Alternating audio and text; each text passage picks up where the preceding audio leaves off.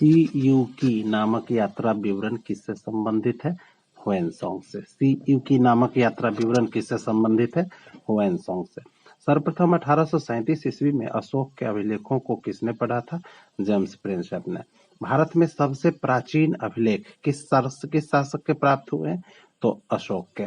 किस पुस्तक के माध्यम से प्राचीन समय में लाल सागर, फारस की खाड़ी तथा हिंद महासागर में होने वाले रोमन व्यापार का वृत्तांत प्रस्तुत किया गया है? तो ये पुस्तक है पेरिप्लस ऑफ द इरीथ्रियन सी। ताम्र पाषाणिक संस्कृति किसे कहते हैं?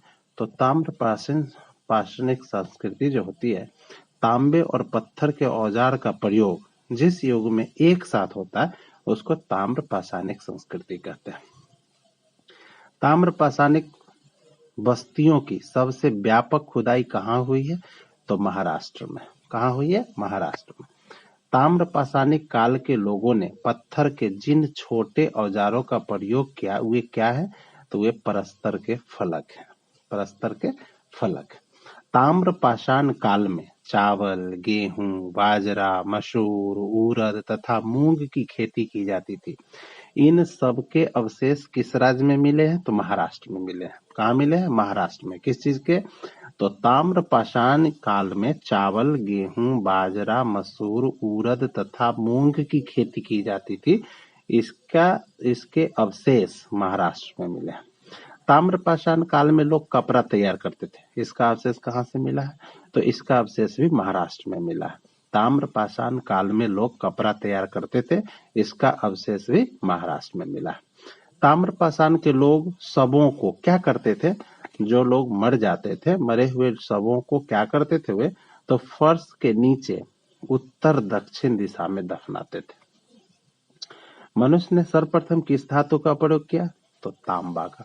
किस संस्कृति को बनास संस्कृति भी कहा जाता है? तो आहार संस्कृति को बनास संस्कृति भी कहा जाता है। तांबे के साथ साथ पत्थर के उपकरण के साक्ष्य, अग्नि कुंड के साक्ष्य कहाँ से प्राप्त हुए? तो गिलुंड से। तो गिलुंड कहाँ है? राजस्थान में। तांबे के साथ साथ पत्थर के उपकरण के साक्ष्य, अग्नि कुंड के साक्ष्य, ये सभी गिलुंड में मिले हैं, जो कहाँ है? राजस्थान में। मोहनजोदड़ो में सबसे बड़ी इमारत कौन सी थी?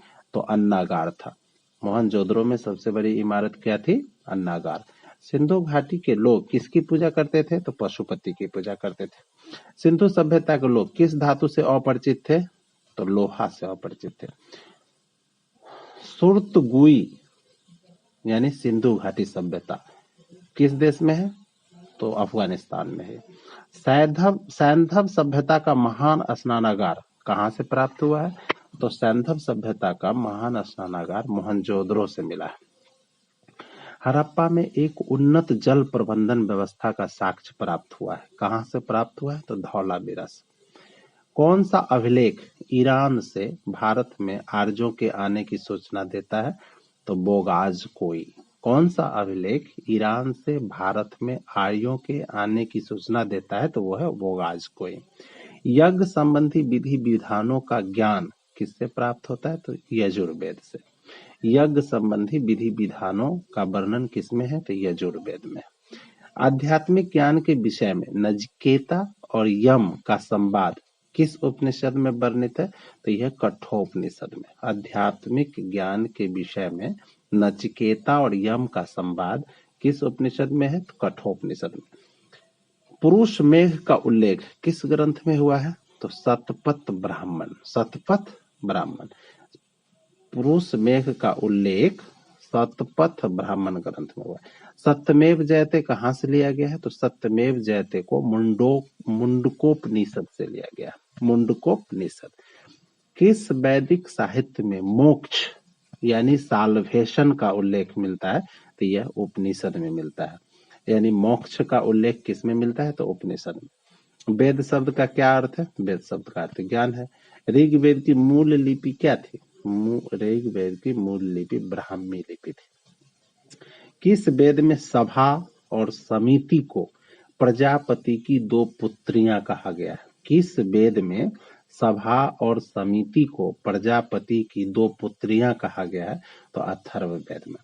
आयुर्वेद अर्थात जीवन का विज्ञान का उल्लेख सर्वप्रथम किसमें मिलता है? तो ये अथर्ववेद में। आयुर्वेद और जीवन विज्ञान कला का उल्लेख जो है अथर्ववेद में मिलता है। वैदिक युग में प्रचलित लोकप्रिय शासन प्रणाली कैसी थी? तो यह वंश परंपरागत राजतंत्र था, यानी राजा का बेटा राजा, राजा का बेटा राजा बनता था। शतपथ ब्राह्मण में उल्लेखित राजा विदेह माधव से संबंधित कृषि कौन थे? तो वो कृषि गौतम रहुगन थे। कृषि गौतम रहुगन।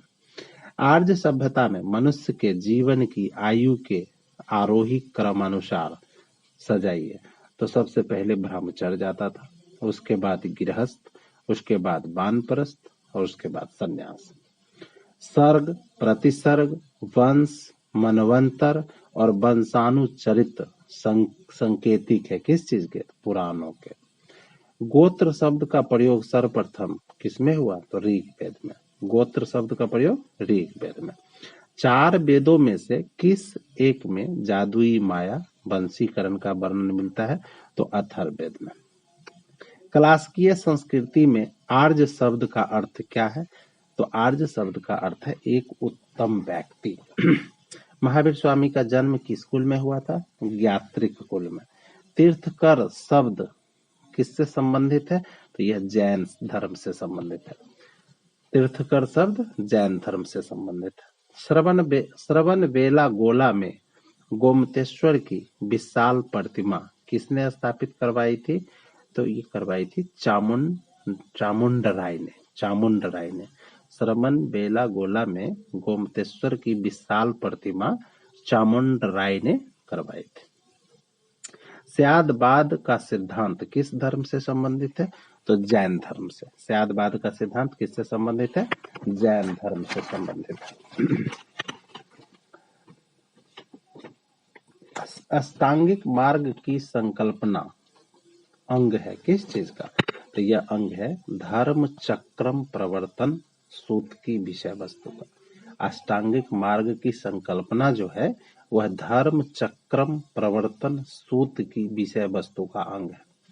शून्यता के सिद्धांत का सर्वप्रथम प्रतिपादन करने वाला बौद्ध दार्शनिक कौन था? तो नागार्जुन था। कौन था? नागार्जुन।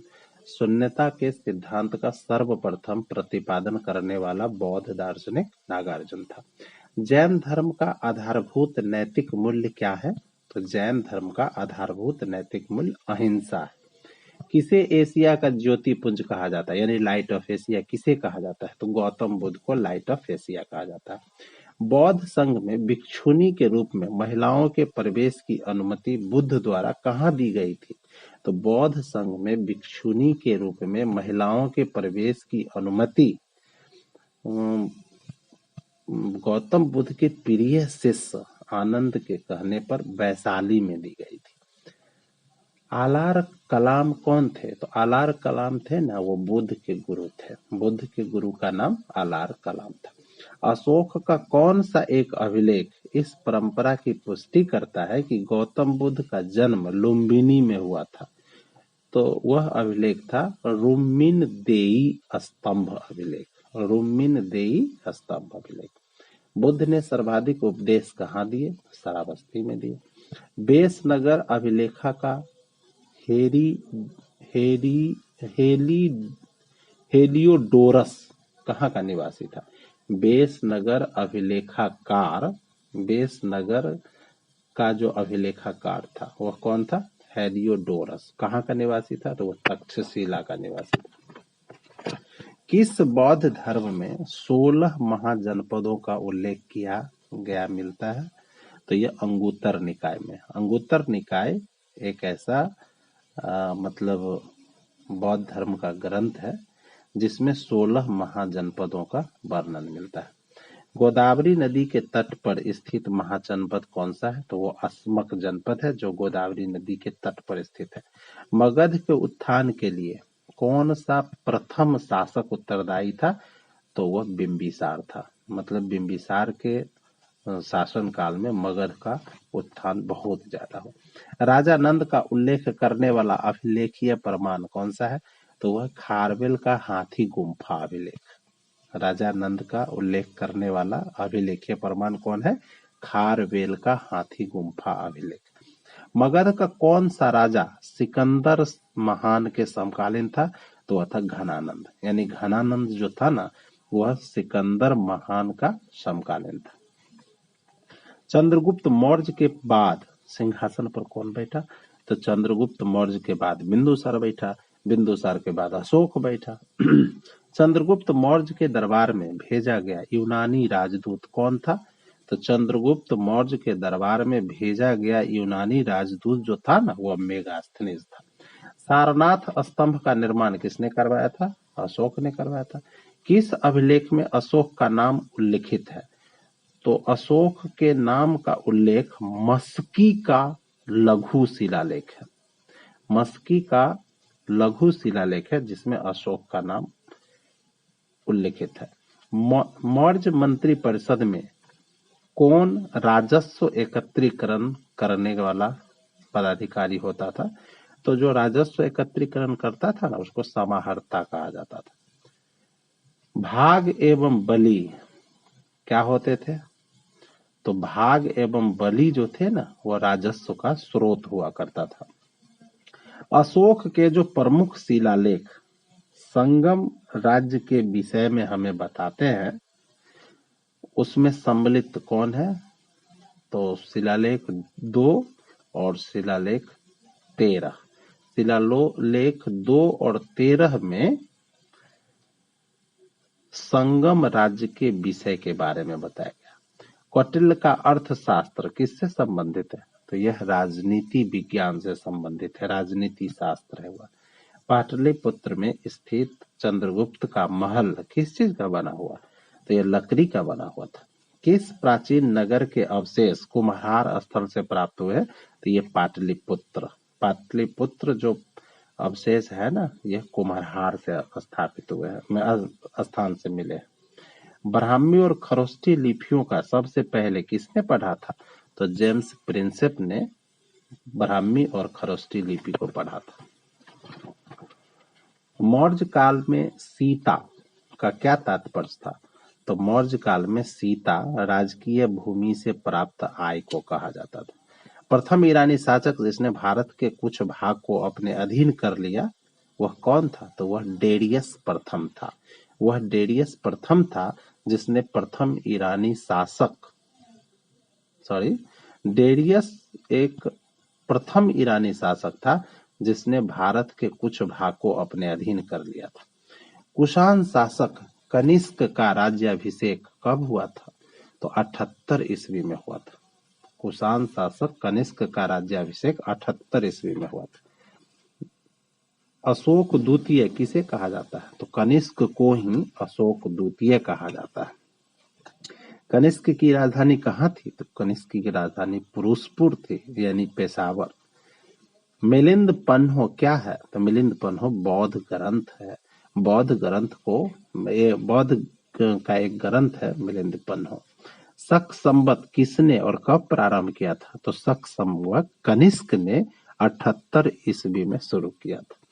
बिना बेगार के किसने सुदर्शन झील का जीर्णोद्धार कराया था?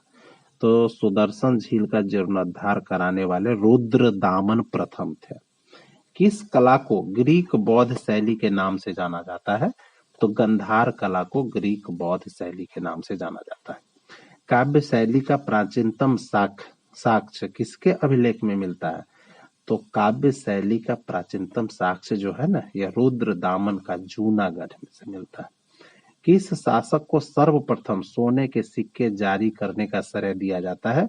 तो यह बिम्ब किड फीसेस का श्रेय जाता है। कौन सा स्थान सातवाहनों की राजधानी थी? तो सातवाहनों की राजधानी जो थी ना वो प्रतिष्ठान था। सातवाहन वंश का महानतम शासक किसे माना जाता है? तो सातवाहन वंश का महानतम शासक गौतमी पुत्र सातकर्णी को माना जाता है। गौतमी पुत्र सातकर्णी। सिमुक किस वंश का संस्थापक था? तो सिमुक सातवाहन वंश का संस्थापक था। प्रश्न आता है सातवाहन वंश का संस्थापक कौन था? तो सिमुक था। किस वंश के शासकों को पुराणों में श्री पर्वतीय कहा गया है? किस वंश के शासकों को पुराणों में श्री पर्वतीय कहा गया है? तो ये थे इक्ष्वाकु। आंध्र सातवाहन राजाओं की सबसे लंबी सूची किस पुराण में मिलती है? तो मत्स्य पुराण में मिलती है। आंध्र सातवाहन राज्यों की सबसे लंबी सूची मत्स्य पुराण में मिलती है। दो अश्वमेध यज्ञ तथा एक राजसु यज्ञ करने का श्रेय किस सातवाहन नरेश को दिया जाता है? तो सातकर्णी प्रथम को दिया जाता है। भारत में भूमिदान की प्रथा प्रारंभ कब से हुई? तो सातवाहन युग से हुई। सातवाहनों की राजकीय भाषा क्या थी? तो सातवाहनों की राजकीय भाषा प्राकृत थी। तृतीय संगम कहाँ हुआ था? तो तृतीय संगम मदुरै में हुआ था। दक्षिण भारत के किस वंश के राजा ने रोम राज्य में एक दूत ईसवी पूर्व में भेजा था? तो पांडे ने भेजा था। किस दक्षिण भारतीय राज्य में उत्तम ग्राम प्रशासन की व्यवस्था थी? तो वह चोल वंश में था। संगम कालीन साहित्य में को एवं मन्नरम किसके लिए प्रयुक्त होते थे? तो को एवं मन्नरम राजा के लिए प्रयुक्त होते थे। संगम युग में उरयूर किस लिए विख्यात था? तो संगम युग में उरयूर कपास के व्यापार का महत्वपूर्ण केंद्र था। गुप्त साम्राज्य का वास्तविक संस्थापक कौन था? तो गुप्त साम्राज्य का वास्तविक संस्थापक चंद्रगुप्त प्रथम था। शक विजेता किसे माना जाता है? तो चंद्रगुप्त द्वितीय को शक विजेता माना जाता है। किस शासक के सिक्के संगीत के प्रति प्रेम दर्शाते हैं? तो समुद्रगुप्त के सिक्के संगीत के प्रति प्रेम दर्शाते हैं। भारत का नेपोलियन किसे कहा जाता है? समुद्रगुप्त को। गुप्तकालीन रजत मुद्राओं को किस नाम से जाना जाता था? तो रूपयक नाम से जाना जाता था। मेहरौली में जंग रहित लौह स्तंभ किसने स्थापित किया था? तो गुप्त वंश ने स्थापित किया था। किस राजवंश द्वारा प्रायः महिलाओं को प्रशासन में उच्च पद प्रदान किए जाते थे? तो यह चालुक्य वंश में यह प्रथा थी। चालुक्य वंश में महिलाओं को प्रशासन में उच्च पद प्रदान किए जाते थे। चालुक्य वंश का सबसे महानतम शासक कौन था? तो चालुक्य वंश का सबसे महानतम शासक पुलकेशिन प्रथम था। पुलकेशिन प्रथम। पल्लव वंश का महान शासक कौन था? तो नरसिंह वर्मन द्वितीय पल्लव वंश का महान शासक था। पल्लव कालीन सौर मंदिर कहाँ स्थित है? तो पल्लव कालीन सौर मंदिर महाबलीपुरम में स्थित है। न्याय दर्शन के प्रणेता कौन थे? तो न्याय दर्शन के प्रणेता गौतम थे। कर्म का सिद्धांत किससे संबंधित है? तो कर्म का सिद्धांत मीमांसा से संबंधित है। अद्वैत दर्शन का संस्थापक कौन है? तो अद्वैत दर्शन का संस्थापक शंकराचार्य है। प्राचीन साख्य दर्शन में किसका महत्वपूर्ण योगदान है? तो कपिल। प्राचीन साख्य दर्शन में कपिल का महत्वपूर्ण योगदान है। योग दर्शन के प्रतिपादक कौन थे? तो योग दर्शन के प्रतिपादक पतंजलि थे। वैशेषिक दर्शन के प्रणेता किनको कहा जाता है? तो वैशेषिक दर्शन के प्रणेता कनाद को कहा जाता है। मीमांस दर्शन का संस्थापक किसे माना जाता है? तो मीमांस दर्शन का संस्थापक जैमिनी को माना जाता है। अद्वैत वेदांत के अनुसार किसके द्वारा मुक्ति प्राप्त की जा सकती है? तो ज्ञान के द्वारा मुक्ति प्राप्त की जा सकती है। किस स्कूल को मूल सनातन धर्म कहा गया है? तो अस्टिकी स्कूल को मूल सनातन धर्म कहा गया है। साख्य दर्शन के अनुसार सृष्टि के सही क्रम क्या है? तो साख्य दर्शन के अनुसार सृष्टि के सही क्रम है पौरुष, प्रकृति, महत, अहंकार। प्राचीन चोल साम्राज्य की राजधानी कहाँ थी? तो प्राचीन चोल साम्राज्य की राजधानी उर्रयूर थी। चोल साम्राज्य की स्थापना किसने की थी? चोल साम्राज्य की स्थापना विजयालय ने की थी। चोल वंश में ग्राम प्रशासन के बारे में किस शिलालेख में उल्लेख मिलता है? तो चोल वंश के ग्राम प्रशासन के बारे में उत्तर मेरुर शिलालेख में वर्णन मिलता है। किस चोल राजा ने मालदीव के द्वीपों पर विजय प्राप्त की? तो राज प्रथम ने मालदीव के द्वीपों पर विजय प्राप्त की थी। किस मंदिर परिसर में नंदी की एक विशाल मूर्ति स्थित है, जिसे भारत की विशालतम नंदी मूर्ति माना जाता है? तो वह बृहदेश्वर मंदिर में है। यानी बृहदेश्वर मंदिर में नंदी की एक विशाल मूर्ति बनाई गई है। चोल शासकों में जिसने बंगाल की खाड़ी को चोल झील का स्वरूप प्रदान किया वह कौन था? तो वह राजेंद्र प्रथम था, जिसने बंगाल की खाड़ी को चोल झील का स्वरूप प्रदान किया था। किस चोल शासक ने पुहार नगर की स्थापना की थी? तो पुहार नगर की स्थापना करने वाला करिकाल था। करिकाल। चोलों का राज्य किस क्षेत्र में फैला था? तो चोलों का जो राज्य था वह कोरोमंडल तट दक्कन के कुछ भाग तक फैला हुआ था। चोलों की राजधानी कहाँ थी? तो चोलों की राजधानी तंजौर थी। चोल काल में निर्मित नटराज की कांस्य प्रतिमाओं में देवाकृति प्रायः किस आकार की होती थी? तो यह चतुर्भुजाकार होता था। किसके कार्यकाल में 72 व्यापारी चीन भेजे गए थे? तो कुलोत्तुंग प्रथम के कार्यकाल में 72 व्यापारी चीन भेजे गए थे। किस सुल्तान ने बाजार सुधार लागू किए थे? तो बाजार सुधार लागू करने वाला शासक अलाउद्दीन खिलजी था। अलाउद्दीन खिलजी के आक्रमण के समय देवगिरी का शासक कौन था? तो अलाउद्दीन खिलजी के आक्रमण के समय देवगिरी का शासक रामचंद्र देव था। टोपरा तथा मेरठ से 2 अशोक स्तंभ लेख दिल्ली किसके द्वारा लाए गए थे? तो फिरोज शाह तुगलक के द्वारा लाया गया था। अलाउद्दीन खिलजी के सेनाध्यक्षों में से कौन तुगलक वंश का प्रथम सुल्तान बना? तो गाजी मलिक था, जो तुगलक वंश का प्रथम सुल्तान बना था। हक ए सर्व या उसको सिंचाई कर कहते हैं, वह लगाने वाला दिल्ली का पहला सुल्तान कौन था? तो वह फिरोज शाह तुगलक था, जिसने हक ए सर्व यानी सिंचाई कर लगाया था। आगरा शहर का संस्थापक कौन था? तो आगरा शहर का संस्थापक सिकंदर लोदी था। भारत के किस मध्यकालीन शासक ने इक्ता व्यवस्था प्रारंभ की? तो इक्ता व्यवस्था प्रारंभ करने वाला शासक इल्तुतमिश था। सल्तनत काल में अमीरों का स्वर्ण काल किस काल को कहा जाता था? तो लोदी काल को अमीरों का स्वर्ण काल कहा जाता था। सल्तनत काल में भू राजस्व का सर्वोच्च ग्रामीण अधिकारी कौन होता था? तो सल्तनत काल में भू राजस्व का सर्वोच्च ग्रामीण अधिकारी चौधरी होता था।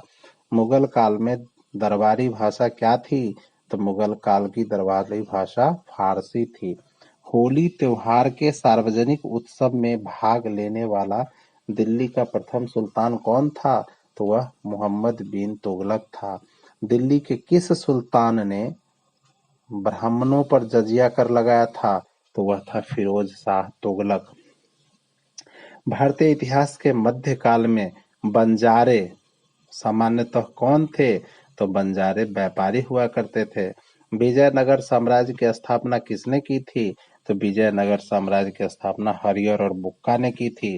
किस स्थान के खंडहर विजयनगर की प्राचीन राजधानी का प्रतिनिधित्व करते हैं? तो यह हम्पी है, जो विजयनगर की प्राचीन राजधानी का प्रतिनिधित्व करते हैं।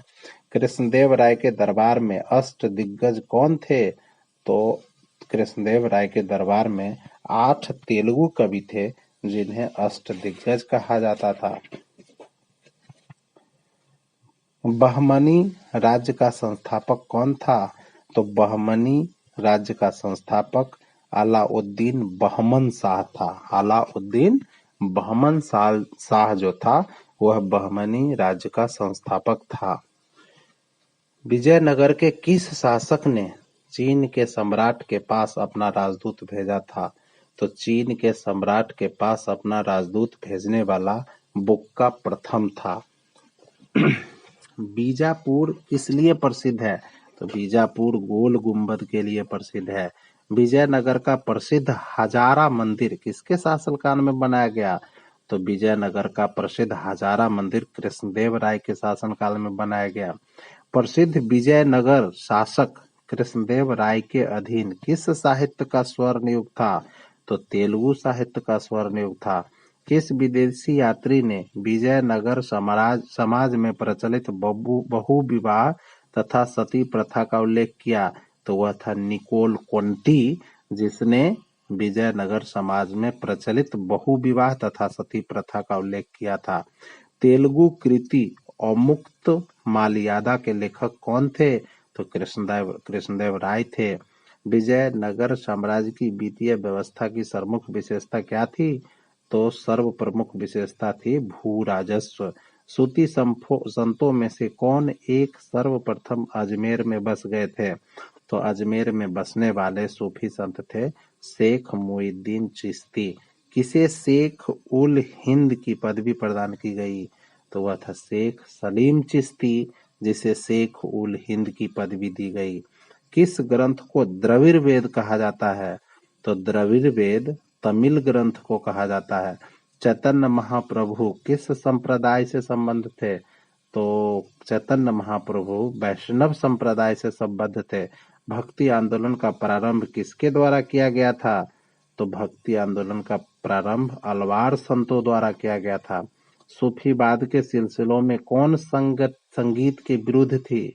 तो सूफीवाद के सिलसिले में नक्शबंदी संप्रदाय जो थे वो संगीत के विरुद्ध में थे। ब्रह्म समाज का सिद्धांत किस पर आधारित है? तो ब्रह्म समाज का सिद्धांत एकेश्वरवाद पर आधारित है। बरकरी संप्रदाय का संत कौन था? तो बरकरी संप्रदाय का संत नामदेव था। कृषकों की सहायता के लिए किस मध्यकालीन भारतीय शासक ने पट्टा एवं कबूलियत की व्यवस्था प्रारंभ की थी? तो वह था शेरशाह। सम्राट अकबर द्वारा किसको जरी कलम की उपाधि दी गई थी? तो जरी कलम की उपाधि मोहम्मद हुसैन को दिया गया था। अकबर अपना धार्मिक विचार विमर्श कहाँ करता था? तो अकबर अपना धार्मिक विचार विमर्श इबादत खाना में करता था। जब ईस्ट इंडिया कंपनी का गठन हुआ तो उस समय भारत का मुगल बादशाह कौन था? अकबर था। जहांगीर ने सर थॉमस रो को कहाँ मिलने के लिए अवसर दिया था? अजमेर में। अकबर ने दीन ए इलाही किस वर्ष प्रारंभ किया? तो दीन ए इलाही 1582 में प्रारंभ किया। अकबर के दरबार में आने वाला प्रथम अंग्रेज व्यापारी कौन था? राल्फ फिंच था। दो आस्पा एवं सिंह आस्पा प्रथा किसने प्रारंभ की? जहांगीर ने प्रारंभ की। दो आस्पा एवं सिंह आस्पा प्रथा जहांगीर ने प्रारंभ की। किस मुगल शासक ने तंबाकू के प्रयोग पर निषेध किया? जहांगीर ने निषेध किया। अंग्रेजों में किसे जहांगीर ने खान की उपाधि से सम्मानित किया था? Captain William Hawkins. मुगल शासन में तांबे का सिक्का क्या कहलाता था? मुगल शासन में तांबे का सिक्का दाम कहलाता था। भू राजस्व प्रशासन के क्षेत्र में शेरशाह एवं अकबर के मध्य कौन निरंतरता की कड़ी थी? तो टोडरमल था। अकबर द्वारा बनाई गई कौन सी इमारत का नक्शा बौद्ध विहार के अनुरूप है? तो पंचमहल है जो बौद्ध विहार के अनुरूप है। बनारस एवं इलाहाबाद के तीर्थ यात्रा कर की समाप्ति के लिए किसने मुगल बादशाह के सामने बनारस के पंडितों का नेतृत्व किया था? तो वो थे कविंद्राचार्य। किस वंश ने सर्वप्रथम अकबर के साथ वैवाहिक संबंध स्थापित किया था? तो अकबर के साथ वैवाहिक संबंध स्थापित करने वाला वंश कछवाहों था। किस मुस्लिम शासक ने तीर्थ यात्रा कर समाप्त कर दिया था? तो अकबर ने तीर्थ यात्रा कर समाप्त कर दिया था। बादशाहों में से किसको एक प्रबुद्ध निरंकुश कहा जा सकता है? तो बादशाहों में अकबर को एक प्रबुद्ध निरंकुश कहा जा सकता है। वह मुगल सम्राट जिसके जीवन से धैर्य व संकल्प से सफलता की शिक्षा मिलती है वह कौन है? तो वह है जहीरुद्दीन मोहम्मद बाबर। यानी बाबर है जिसके जीवन से धैर्य और संकल्प से सफलता की शिक्षा मिलती है। बाबर ने अपने बाबरनामा में किस हिंदू राज्य का उल्लेख किया है? तो बाबरनामा में मेवाड़ का उल्लेख किया गया है। मध्ययुगीन शासकों में से कौन एक उच्च शिक्षित था? तो मध्ययुगीन शासकों में शेर शाह एक उच्च शिक्षित शासक था। मुगल कालीन प्रशासन में परगना किसे कहा जाता था? तो कई गांव के समूहों को परगना कहा जाता था। मुगल काल में किस महिला ने ऐतिहासिक विवरण लिखे?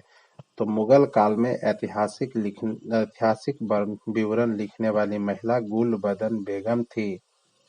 नस्तालीक क्या है?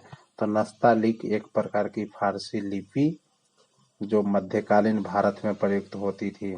वास्को डी गामा कालीकट बंदरगाह पर किस वर्ष पहुंचा? तो मई 1498 में पहुंचा। भारत में पुर्तगाल सत्ता का वास्तविक संस्थापक किसे माना जाता है? तो भारत में पुर्तगाली सत्ता का वास्तविक संस्थापक अल्बुकर्क को माना जाता है।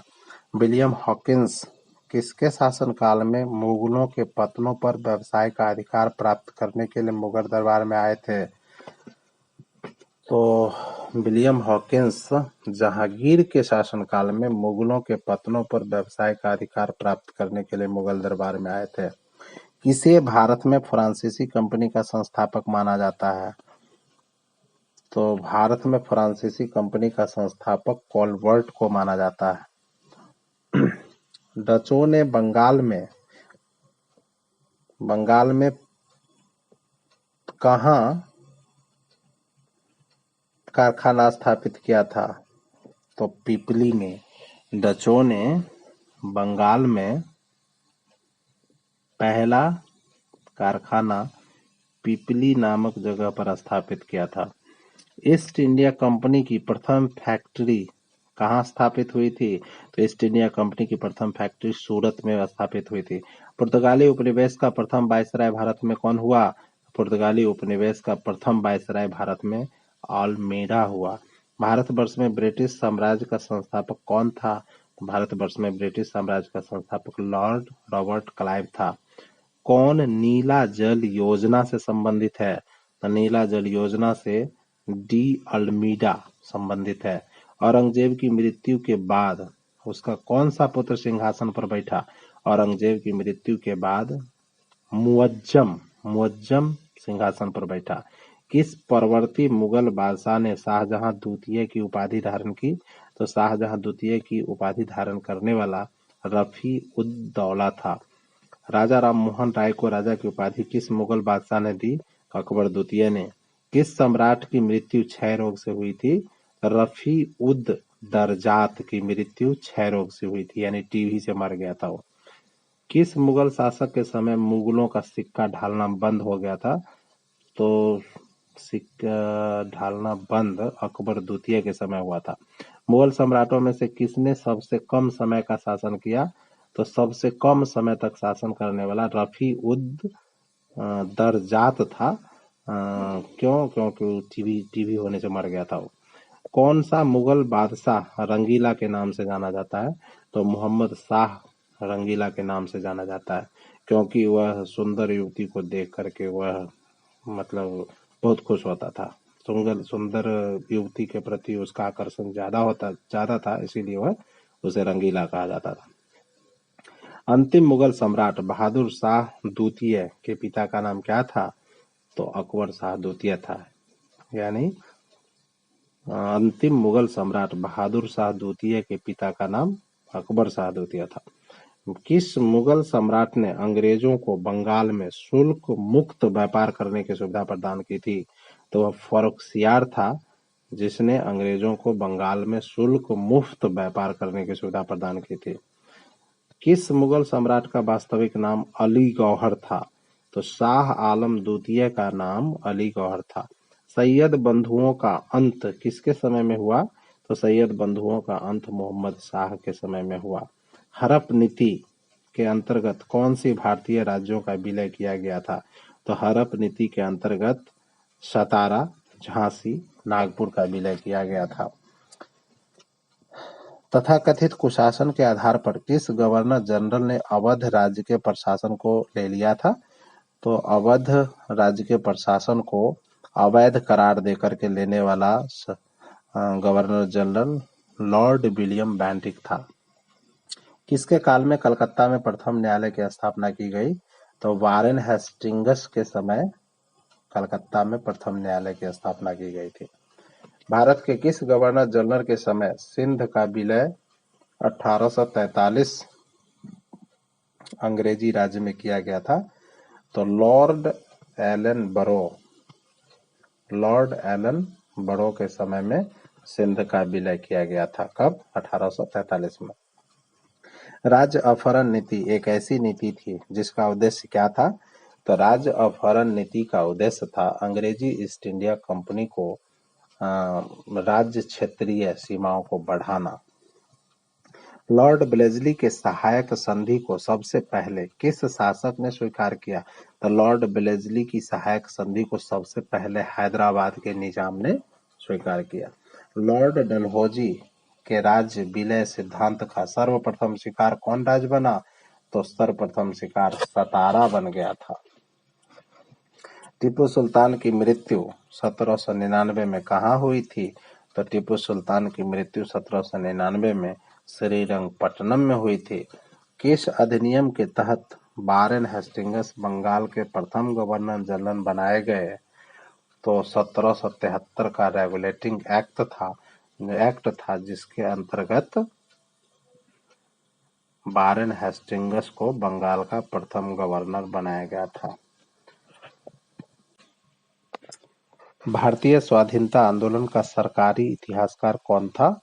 तो S.N. सेन। किसने 1857 के विद्रोह को एक षड्यंत्र की संज्ञा दी थी? तो सर जेम्स आउटर्म और W. टेलर ने 1857 के विद्रोह को एक षड्यंत्र की संज्ञा दी थी। नाना साहब का कमांडर इन चीफ कौन था? तात्या टोपे। महारानी लक्ष्मीबाई की समाधि कहाँ है? ग्वालियर में। समाधि स्थल ग्वालियर में है। 1857 के विद्रोह को किस उर्दू कवि ने देखा था? तो 1857 के विद्रोह को देखने वाला उर्दू कवि मिर्जा गालिब था। कौन असम में 1857 की क्रांति का नेता था? तो असम में 1857 की क्रांति का नेता दीवान मनीराम दत्त था। 1857 में किसने इलाहाबाद को आपातकालीन मुख्यालय बनाया था? तो लॉर्ड कैनिंग ने बनाया था। महारानी विक्टोरिया ने भारतीय प्रशासन को ब्रिटिश ताज के नियंत्रण में लेने की घोषणा कब की थी? तो 1 नवंबर 1858 को। 1857 के विद्रोह के पश्चात के समय भारत का गवर्नर जनरल कौन था? तो लॉर्ड कैनिंग था। किसके शासनकाल में भारत में अंग्रेजी शिक्षा प्रारंभ की गई थी? तो लॉर्ड विलियम बेंटिक के समय भारत में अंग्रेजी शिक्षा आरंभ की गई थी। 1857 के विद्रोह के समय ब्रिटिश प्रधानमंत्री कौन था? तो उस समय पाल्मस्टन था। कौन था? पाल्मस्टन। 19वीं शताब्दी के उत्तरार्ध में भारत किसका एक सबसे बड़ा उत्पादक और निर्यातक था? तो वह था सूत तथा गेहूं का। कैलिको किससे संबंधित है? तो भारत में यूरोप को निर्यातित कपड़ा कैलिको कहा जाता था। किस आयोग ने धन के निर्गमन के मुद्दे पर दादा भाई नौरोजी से प्रश्न किया था? तो वह था बेलवी समिति। लॉटरी समिति 1817 किससे संबंधित थी? तो यह शहरी नियोजन से संबंधित थी। भारत में प्रथम रेल लाइन किसने बिछवाई थी? तो वह तो डलहौजी के शासनकाल में बिछवाया गया था, लेकिन वह जो इंजीनियर था उस इंजीनियर का नाम था जॉर्ज क्लार्क, जिसने 16 अप्रैल 1853 ईस्वी को भारत में प्रथम रेल लाइन बिछवाने का काम किया था। और वह समय था 3:35 जब ट्रेन मुंबई से खुली और 4:45 में थाने पहुंची थी। तो वह इंजीनियर का नाम क्या था? जॉर्ज क्लार्क नाम था। ब्रह्म समाज का सिद्धांत किस पर आधारित है? तो ब्रह्म समाज की स्थापना 20 अगस्त 1828 को हुआ था कलकत्ता में, जो एकेश्वरवाद पर आधारित है। प्रार्थना समाज के संस्थापक कौन थे? तो प्रार्थना समाज जिसकी स्थापना 31 मार्च 1867 को बॉम्बे में हुआ था, उसके संस्थापक आत्माराम पांडुरंग। प्रार्थना समाज के संस्थापक आत्माराम पांडुरंग थे। भारत में आधुनिक शिक्षा प्रणाली की नींव किसने रखी? तो 1835 के मेकाले के संस्मरण पत्र ने। वाराणसी में प्रथम संस्कृत महाविद्यालय की स्थापना किसने की थी? तो जोनाथन डंकन ने की थी। भारत में अंग्रेजों ने प्रथम मदरसा कहाँ खोला था? तो प्रथम मदरसा कलकत्ता में खोला गया था। हंटर कमीशन की रिपोर्ट में किसके विकास पर विशेष जोर दिया गया था? तो हंटर कमीशन की रिपोर्ट में प्राथमिक शिक्षा पर विशेष जोर दिया गया था। भारत की शैक्षणिक नीति में फिल्ट्रेशन थ्योरी के प्रतिपादक कौन थे? तो मैकाले थे। मद्रास महाजन सभा की स्थापना कब हुई थी? तो 1884 में। राष्ट्रीय कांग्रेस से पूर्व भारत में सबसे प्रमुख संस्था कौन थी? तो वह थी Indian association of Calcutta. British सरकार के किस अधिनियम ने सर्वप्रथम भारत में शिक्षा के लिए 1 लाख रुपए दिए थे? तो 1 लाख रुपया शिक्षा पर खर्च करने वाला था चार्टर अधिनियम 1813। भारतीय राष्ट्रीय कांग्रेस की स्थापना किस वर्ष हुई थी? तो 28 दिसंबर 1885 को हुई थी। वर्ष 1938 के भारतीय राष्ट्रीय कांग्रेस के हरिपुरा अधिवेशन की अध्यक्षता किसने की थी? तो सुभाष चंद्र बोस ने की थी। 1908 ईस्वी में 6 वर्ष के कारावास की सजा स्वतंत्रता संग्राम के किस उग्रवादी नेता को दी गई थी? तो बाल गंगाधर तिलक को दी गई थी। जब भारत स्वतंत्र हुआ उस समय कांग्रेस के अध्यक्ष कौन थे? तो भारत की आजादी के समय कांग्रेस के अध्यक्ष जेवी कृपलानी थे। भारतीय राष्ट्रीय कांग्रेस के किस अधिवेशन में बाल गंगाधर तिलक ने अभिव्यक्त किया था स्वराज मेरा जन्मसिद्ध अधिकार है? तो वह अधिवेशन था लखनऊ अधिवेशन 1916। भारतीय राष्ट्रीय कांग्रेस के दूसरे अधिवेशन वर्ष 1886 में अध्यक्षता किसने की थी? तो दादा भाई नौरोजी ने की थी। कांग्रेस के मंच से भारतीय राष्ट्रीय कांग्रेस के किस अधिवेशन में प्रथम बार स्वराज शब्द का प्रयोग किया गया था? तो स्वराज शब्द का प्रयोग कलकत्ता अधिवेशन 1906 ईस्वी में किया गया था, यानी बंगाल विभाजन के बाद। हिंदुस्तान सोशलिस्ट रिपब्लिक एसोसिएशन के संस्थापक नेता में कौन थे? तो भगत सिंह थे। नेताओं में एक थे, बहुत सारे नेता ने मिलकर के किया था हिंदुस्तान सोशलिस्ट रिपब्लिकन एसोसिएशन की स्थापना, और ये इसमें भगत सिंह एक थे। ठीक है, आगे है कि मोतीलाल नेहरू और सी आर दास द्वारा 1927 ईस्वी में गठित पार्टी का नाम क्या था? तो स्वराज पार्टी था। 1905 में बंगाल का विभाजन करने वाला वाइसराय कौन था? तो वो तो लॉर्ड कर्जन था, जिसने बंगाल का विभाजन कर दिया था 1905 में। भारतीय राष्ट्रीय कांग्रेस द्वारा किस अधिवेशन में सर्वप्रथम स्वराज की मांग की गई थी? तो वह कलकत्ता अधिवेशन 1906 था। 13 अप्रैल 1919 को अमृतसर के जालियांवाला बाग में किस कारण से भीड़ एकत्रित हुई थी? तो वह भीड़ एकत्रित कारण था रॉलेट एक्ट का विरोध करने वाले डॉक्टर सैफुद्दीन किचलू और डॉक्टर सत्यपाल की गिरफ्तारी हो गई थी, जिसके विरोध में लोगों ने वहां पर एकत्र हुए थे। महात्मा गांधी के अनुसार राजनीति का तात्पर्य क्या है? राजनीति का तात्पर्य जन कल्याण के लिए सक्रियता। गांधी के नाम के पहले महात्मा कब जोड़ा गया था? तो चंपारण सत्याग्रह के दौरान जोड़ा गया था। महात्मा गांधी को सर्वप्रथम राष्ट्रपिता किसने कहा था? राष्ट्रपिता प्रथम कहने वाले सुभाष चंद्र बोस थे। किस घटना के बाद महात्मा गांधी ने असहयोग आंदोलन को हिमालय जैसी भूल बताई थी? तो 5 फरवरी 1922 चौरी चौरा कांड की घटना के बाद जो है ना, गांधी जी बोले थे कि असहयोग आंदोलन जो है मेरी हिमालय जैसी भूल थी, हमें असहयोग आंदोलन नहीं करना चाहिए था। क्योंकि चौरी चौरा कांड में हुआ था, मतलब किसानों की भीड़ थी, किसानों की भीड़ ने पुलिस चौकी को आग लगा दी और आग लगाने से 22 पुलिसकर्मी मारे गए थे, जिसको देखते हुए महात्मा गांधी ने कहा था कि असहयोग आंदोलन हिमालय जैसी भूल थी। द्वितीय गोलमेज सम्मेलन में कांग्रेस का प्रतिनिधित्व किसने किया था? तो महात्मा गांधी ने किया था। द्वितीय गोलमेज कब हुआ था? 1931 में हुआ था। फिनिक्स फॉर्म की स्थापना किसके द्वारा की गई थी? तो फिनिक्स फॉर्म की स्थापना 1904 ईस्वी में डरबन में महात्मा गांधी ने की थी, और वहीं पर टॉल्स्टाई की स्थापना 1910 में किया गया था। तो टॉल्स्टाई जो था ना, वह 1100 एकड़ में फैला हुआ था। 1100 एकड़ में फैला हुआ था। तो 1100 एकड़ महात्मा गांधी वहां लाए कहाँ से? तो उनके एक फ्रेंड थे, वास्तुकार थे, जिसका नाम था हरमन कालिन पाक, और उन्होंने वह जमीन दी थी। गांधी जी का चंपारण सत्याग्रह किनकी समस्याओं के समाधान से संबंधित था? तो बिहार के नील उत्पादक किसान। ब्रिटिश सरकार ने महात्मा गांधी की जो उपाधि दी थी और जिसे उन्होंने असहयोग आंदोलन में वापस कर दिया था, तो वह था कैसर हिंद। कैसर हिंद इनको मिला था कब? तो 1915 में मिला था। और 1915 में मिलने का कारण क्या था? इनके मिलने का कारण था कि बोअर युद्ध हुआ था 1899 से 1902 के बीच। तो बोअर युद्ध में इन्होंने बहुत सारा मतलब अच्छा काम किया था, अच्छी सेवा दी थी वहां पर। और इस सेवा को देखते हुए उस समय मतलब इनको जो गवर्नर जनरल था लॉर्ड हार्डिंग, जो कि 1910 से 1916 तक यहाँ पर रहा था भारत में, तो उसने 1915 ईस्वी में इनको केसर हिंद से नवाजा था। और लेकिन 13 अप्रैल 1919 की जो घटना हुई जालियांवाला बाग में, वह बर्दाश्त नहीं कर पाए ये, और इन्होंने केसर हिंद को वापस कर दिया। और उसी दौरान रविंद्रनाथ टैगोर ने भी नाइटहुड की उपाधि वापस कर दी थी। नाइटहुड की उपाधि 22 मई 1919 को वापस की थी रविंद्रनाथ टैगोर ने। कौन क्रांतिकारी पत्र वंदे मातरम का संपादक था? तो वंदे मातरम क्रांतिकारी पत्र वंदे मातरम का जो संपादक था वो भीकाजी कामा थे।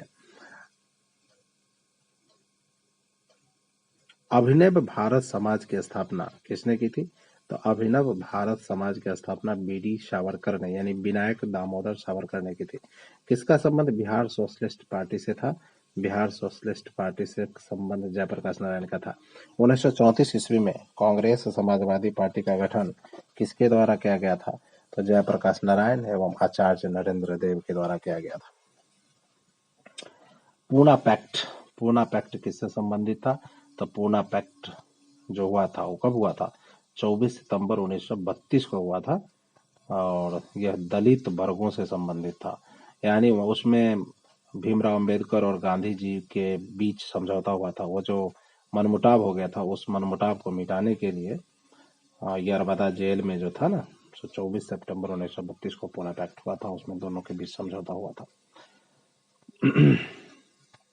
महात्मा गांधी ने प्रथम आमरण अनशन कब प्रारंभ किया था? तो आमरण अनशन ये प्रारंभ किए थे 16 सितंबर 1932 को कम्युनल अवार्ड के समय में। किस वर्ष हिंदुस्तान रिपब्लिकन एसोसिएशन की स्थापना हुई थी? तो हिंदुस्तान रिपब्लिकन एसोसिएशन की स्थापना अक्टूबर 1924 में हुई थी। और कौन कौन किए थे? तो यही करने वाले थे राम प्रसाद बिस्मिल, योगेश चंद्र चटर्जी, चंद्रशेखर आजाद, सचिंद्र नाथ सन्याल, ये सब मिल करके हिंदुस्तान रिपब्लिकन एसोसिएशन की स्थापना किए थे। किस अंग्रेजी सरकार द्वारा काकोड़ी षड्यंत्र मामले में फांसी दी गई थी? तो ये राम प्रसाद बिस्मिल को फांसी दिया गया था। दांडी यात्रा के साथ कौन सा आंदोलन प्रारंभ हुआ था? तो दांडी यात्रा जो कि 12 मार्च 1930 को शुरू हुआ था, और दांडी 6 अप्रैल 1930 को पहुंचा था, और वहाँ 78 सहयोगियों के साथ गांधी जी वहाँ पहुंचे थे। और उसके खत्म होने के बाद सविनय अवज्ञा आंदोलन शुरू हो गया था। किसने कांग्रेस में समाजवादी दृष्टिकोण का प्रतिनिधित्व किया था? तो कांग्रेस में समाजवादी दृष्टिकोण का प्रतिनिधित्व करने वाले नरेंद्र देव थे। सत्यशोधक समाज से संगठित किया गया था क्या? महाराष्ट्र में एक जाति विरोधी आंदोलन जो था ना, वो सत्यशोधक समाज से संगठित किया गया था। अब क्वेश्चन होगा कि सत्यशोधक समाज की स्थापना कब हुई थी? तो यह हुई थी 24 सितंबर 1873 को ज्योतिबा फूले के द्वारा किया गया था। और एक बात याद रखना है कि ज्योतिबा फूले जिन्होंने सत्यशोधक समाज की स्थापना किए थे, उनकी पत्नी का नाम सावित्रीबाई फूले था। और सावित्रीबाई फूले मालूम है? भारत की पहली महिला टीचर थी वो, भारत की पहली महिला टीचर। आगे, भारतीय राजनीति में 1947 के बाद किस महिला ने सर्वाधिक योगदान दिया था? तो सर्वाधिक योगदान देने वाले अरुणा अशरफ अली। स्वतंत्र भारत का अंतिम गवर्नर जनरल कौन था? तो स्वतंत्र भारत का अंतिम गवर्नर जनरल सी राजगोपालाचारी थे। भारत छोड़ो का नारा किसने दिया था? भारत छोड़ो का नारा महात्मा गांधी ने दिया था। यानी भारत छोड़ो आंदोलन नारा देने वाले तो थे कौन? देने वाले थे यूसुफ मेहर अली, और लेकिन इस नारा को महात्मा गांधी भारत छोड़ो आंदोलन में 1939 में सुभाष चंद्र बोस और उनके वामपंथी समर्थकों द्वारा किस संगठन की स्थापना की गई थी? तो फॉरवर्ड ब्लॉक की स्थापना की गई थी। पाकिस्तान शब्द का प्रयोग सर्वप्रथम किसने किया था? तो पाकिस्तान शब्द का सर्वप्रथम प्रयोग चौधरी रहमत अली ने किया था। मुस्लिम लीग ने भारत के विभाजन की मांग का प्रस्ताव अपने किस अधिवेशन में किया था? लाहौर अधिवेशन में किया था। भारत छोड़ो आंदोलन के समय महात्मा गांधी को किस स्थान पर कैद किया गया था? तो वह जगह था आगा खां महल। मुर्शीद कुली खान ने ढाका से अपनी राजधानी कहाँ स्थानांतरित किया? मुर्शिदाबाद किया था।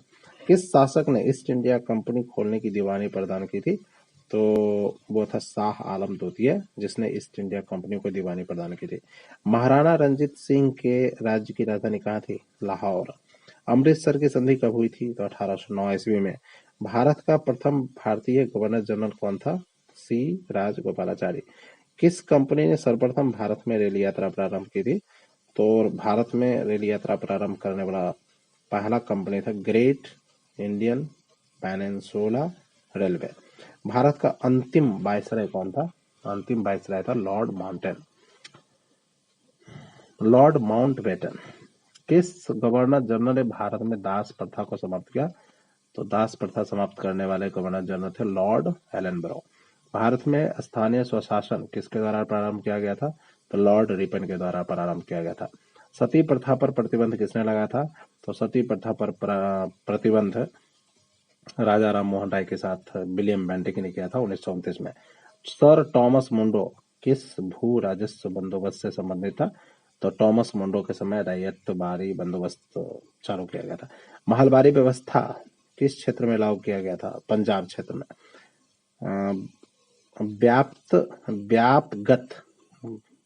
व्यापगत का सिद्धांत किससे संबंधित था? तो यह लॉर्ड डलहौजी के समय आया था। इंडियन मिरर अखबार का प्रकाशन कहाँ से हुआ था? तो इंडियन मिरर का प्रकाशन जो था ना, वह कलकत्ता से हुआ था। कहाँ से हुआ था? कलकत्ता से। आगे हम ब्रिटिश कंपनियों में से भारत में व्यापार करने का पहला अधिकार पत्र प्राप्त हुआ था किसको? तो लिवेंट कंपनी को। वह अंग्रेजी अधिकारी जिसने पुर्तगालियों को स्वाल्डी के स्थान पर हराया था वह कौन था? तो वह था Thomas West. East India Company के प्रारंभिक दौर में वेस्टर्न प्रेसिडेंसी कहाँ थी? सूरत में थी। ईस्ट इंडिया कंपनी की प्रारंभिक दौर में वेस्टर्न प्रेसिडेंसी सूरत में थी। ईस्ट इंडिया कंपनी का गवर्नर जिसे अंग्रेज औरंगजेब द्वारा भारत से निष्कासित किया गया था वो कौन था? वह था सर जॉन चाइल्ड ही था। प्रथम यूरोपियन व्यक्ति जिसने भू क्षेत्र अर्जित करने के उद्देश्य से भारतीय राजाओं के झगड़ों में भाग लेने की नीति आरंभ की थी तो वो था डुप्ले। भारत में फ्रांसीसी कंपनी का संस्थापक किसको माना जाता है? कॉलबर्ट को माना जाता है। डच ईस्ट इंडिया कंपनी ने पटना में फैक्ट्री स्थापित की थी कब? 1632 में। भारत में यूरोपीय शक्तियों के आगमन का क्रम कौन सा है?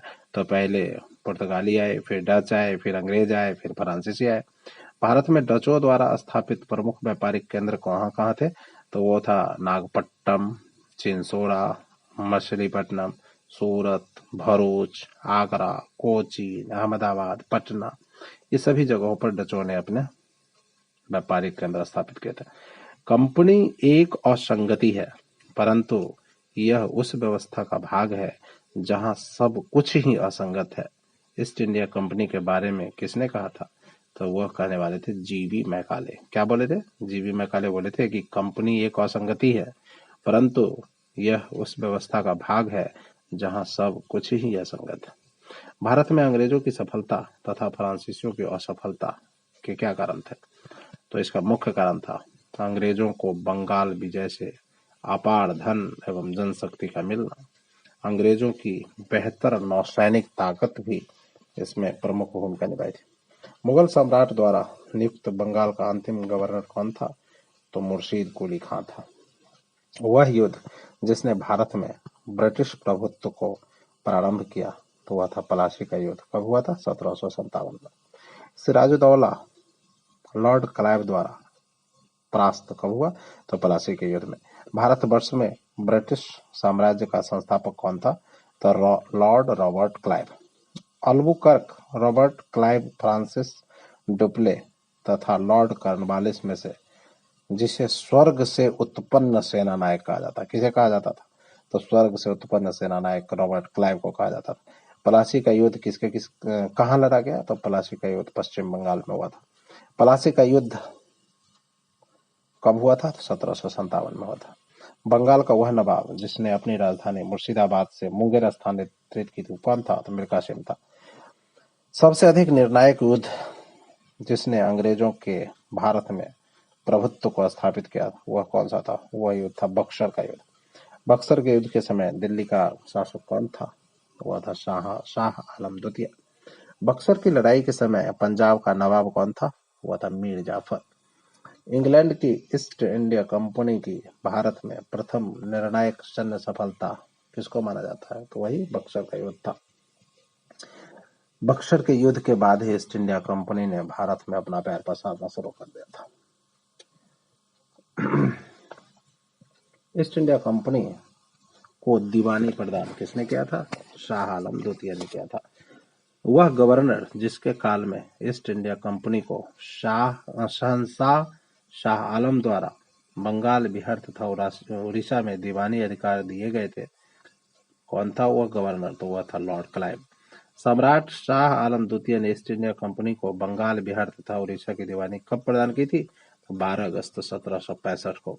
इलाहाबाद की संधि के बाद रॉबर्ट क्लाइव ने मुर्शिदाबाद का उप दीवान किसको नियुक्त किया था? तो मोहम्मद रजा खान को नियुक्त किया था। 1765 में दीवानी प्रदान किए जाने के बाद ब्रिटिश सबसे पहले जिस पर्वतीय जनजाति से संपर्क में आए थे वो कौन था? वो था खासी। बाड़ीवाड़ का युद्ध मतलब बांडीवास का युद्ध कब हुआ था? 1760 में हुआ था। तो बांडीवास के युद्ध में ब्रिटिश ने फ्रांस को हराया था। वह फ्रांसीसी सेनापति जो 1760 के बांडीवास युद्ध में पराजित हुआ था वह कौन था? तो था काउंट लाली। रंजीत सिंह किससे संबंधित थे? तो रंजीत सिंह शुकर चकिया मिसल से संबंधित थे। महाराजा रंजीत सिंह के समय की राजधानी कहाँ थी? लाहौर में थी। रंजीत सिंह ने सुप्रसिद्ध कोहिनूर कहाँ से प्राप्त किया था? तो शाह शुजा से उन्हें कोहिनूर हिला मिला था। ईश्वर की इच्छा थी कि मैं सब धर्मों को एक निगाह से देखूं, इसलिए उसने दूसरी आंख की रोशनी ले ली। यह कथन किसका था? तो यह कथन महाराजा रंजीत सिंह का था। महाराजा रंजीत सिंह के उत्तराधिकारी कौन थे? तो महाराजा रंजीत सिंह के उत्तराधिकारी खड़ंग सिंह थे। सिख राज्य का अंतिम शासक कौन था? तो सिख राज्य का अंतिम शासक दलीप सिंह था। पंजाब के विलय के पश्चात पंजाब पर शासन करने के लिए 3 की परिषद के सदस्य कौन थे?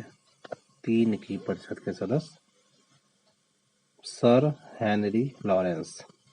प्रथम आंग्ल मैसूर युद्ध में किसकी विजय हुई थी? तो हैदर अली विजय हुआ था। 1755 में डिंडीगुल मैसूर में एक आधुनिक सशस्त्र गार्ड की स्थापना हुई थी, हैदर अली ने किया था। ब्रिटिश जनरल जिसने हैदर अली को पोर्टो नोवा के युद्ध में हराया था वह कौन था? तो वह था सर आयर कोट। टीपू सुल्तान ने अपनी राजधानी कहाँ बनाई थी? तो टीपू सुल्तान ने अपनी राजधानी श्रीरंगपट्टनम में बनाई थी।